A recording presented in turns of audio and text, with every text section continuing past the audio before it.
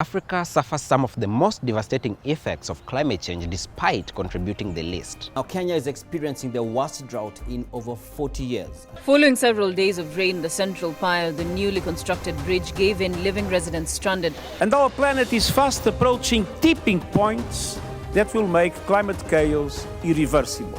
5 out of the 10 countries most affected by climate change are in Africa. Rising food prices have made an already bad situation worse.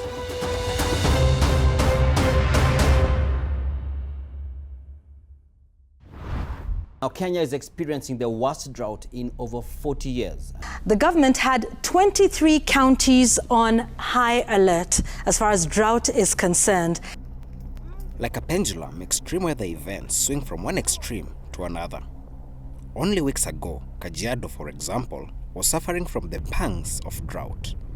Now it is flooding. Following several days of rain, the Central Pier, the newly constructed bridge, gave in, leaving residents stranded.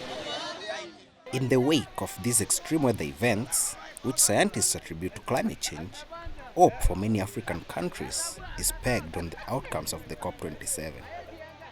The COP27 concluded on 20th November 2022 in Egypt.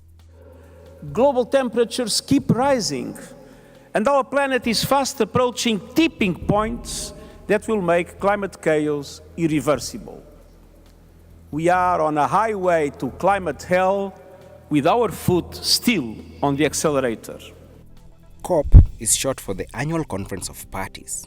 It is the most prominent assembly themed around climate change. It is also where the most consequential global decisions around climate change are made.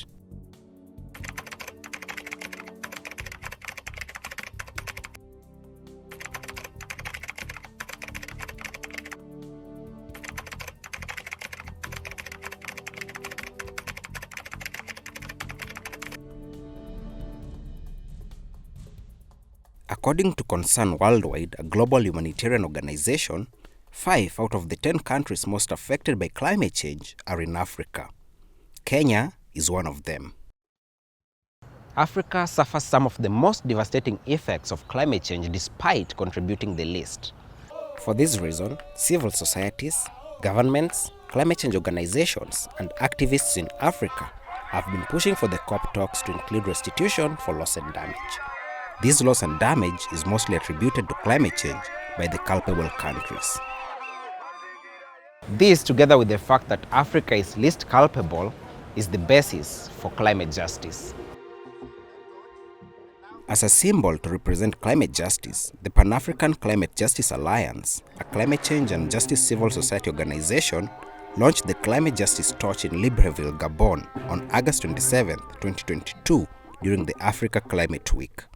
The Climate Justice Torch traversed African countries including Gabon, Senegal, Gambia, Morocco, Congo, Kenya, Zambia, Namibia, Ghana, and finally it went to Egypt where it was received by the COP27 presidency.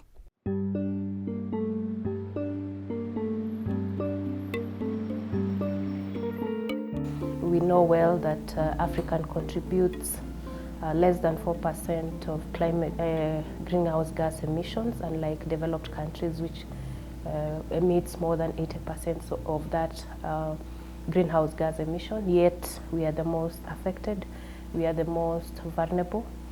The idea behind the Climate Justice Torch was to bring out our needs, special needs and circumstances as African nations. To illuminate, it was a symbol. The light, the torch is a symbol that we actually have our own special needs and circumstances. The Climate Justice Torch campaign was intended to raise awareness among Africans and champion the cause for climate justice. It was hosted in Kenya on October 12, 2022 and launched by a conference that brought together civil societies and representatives from across Africa. This was followed by a march that graced the streets of Nairobi, beginning at the Ministry of Environment office. Here, the Principal Secretary for the Ministry of Environment and Forestry, Dr. Chris Kipto, flagged off the march. The march then proceeded to the office of the Governor of Nairobi and then to the office of the Deputy President. The involvement of youth, indigenous communities, women and marginalized communities in such campaigns means that the most affected people of whom these groups represent will have their voices amplified. We heard the calls and we responded.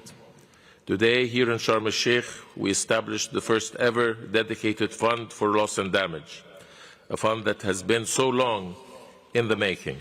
While the announcement of a new fund to finance loss and damage was a significant win for Africa, there is still worry over urgency, justice, and equity.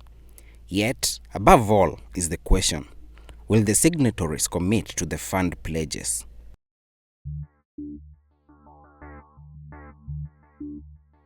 The issue of loss and damage, you're aware that they finally agreed to have that mechanism.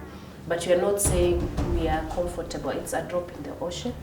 The issue of loss and damage, as much as people are celebrating that we managed to have that mechanism in place.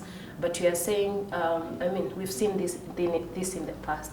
We've seen commitments made under the adaptation fund. We've seen commitments made under the GCF. We've seen, Green Climate Fund.